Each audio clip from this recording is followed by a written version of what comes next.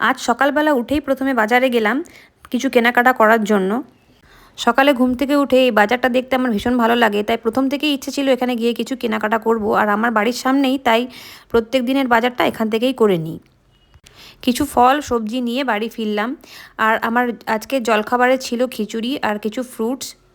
এরপর আমি আর লাঞ্চ করিনি। সন্ধেবেলা ফুচকাওয়ালাকে দেখে প্রচণ্ড ক্রেভিং হলো ফুচকা খাওয়ার, বাট এত ভিড় ছিল যে আমি ভিডিও করিনি। যা ফুচকা বানায় না, পুরো ফ্যান হয়ে যাবে, একদিন তোমাদের আমি দেখাবো।